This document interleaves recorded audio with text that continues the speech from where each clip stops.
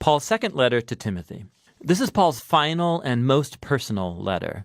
He wrote it from yet another time in prison, and it's addressed to Paul's dear co-worker and protege, the young Timothy. Now, we don't know how much time exactly has passed since he wrote 1 Timothy, but we can see that Paul's situation has changed, and for the worse. He's imprisoned in Rome, which could refer to his time under house arrest that was mentioned in Acts chapter 28, or it could be that he was released from that imprisonment, had another long season of ministry, and then was arrested again in Troas. Either way, Paul says he's in the middle of his court trial now, and it is not going well. He's pretty sure he's not going to survive this one. And so out of this very dark situation, Paul appeals to Timothy, who it seems is still on assignment in Ephesus. He asks Timothy to come be with him in prison so Paul can pass on to him the church planting mission he started. The letter's design is pretty simple. There are two large sections where Paul challenges Timothy. First, to accept his calling as a leader, and then, before he comes to Paul, to deal with the corrupt teachers that are still causing problems in Ephesus. After this, Paul concludes the letter.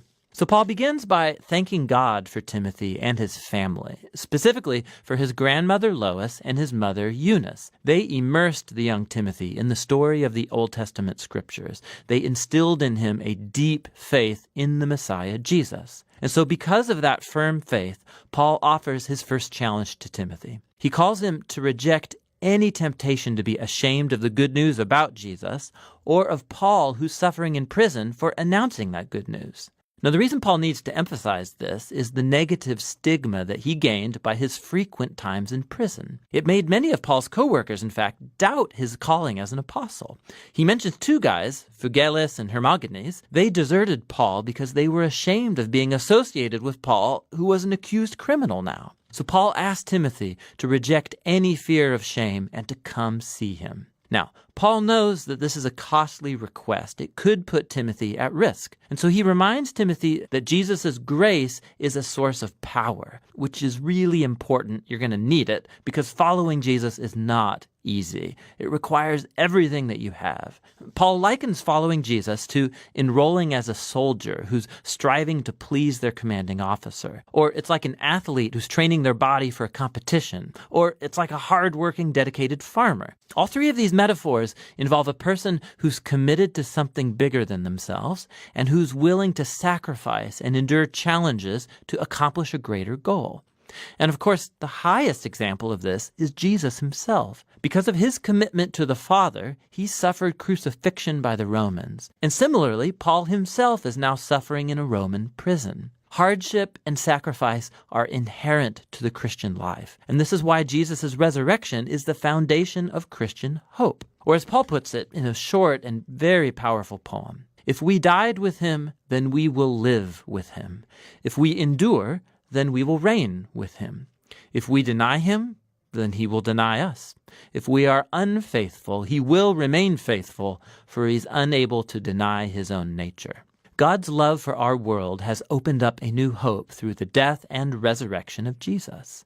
And so for those who will take the risk of trusting and following Jesus, God promises vindication and life. For those who reject him, God will honor that decision and do the same. But people's faithlessness will never compel God to abandon his faithfulness. And so Paul calls Timothy to faithfulness, knowing that it may come with a cost. Paul moves into the second half of the letter, calling Timothy to confront the corrupt teachers in Ephesus before he comes to Rome. Their teaching is spreading in the Ephesian church like a cancer. They've targeted and corrupted a number of influential women in the church. These are likely the wealthy women that Paul had to deal with in his first letter to Timothy. He doesn't offer much detail about the teacher's bad theology. Timothy already knows about it. But he does give us one hint. He says they teach that the resurrection has already taken place.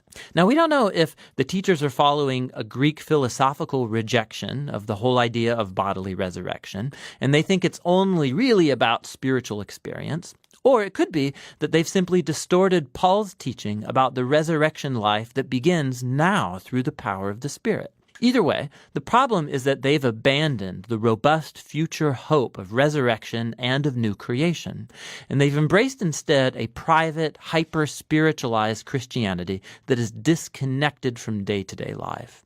And so Paul calls Timothy to raise up faithful leaders who are going to teach the real good news about Jesus. They should avoid senseless arguments that result from debating the teachers. In contrast, Timothy and his leadership team are to keep the main thing the main thing.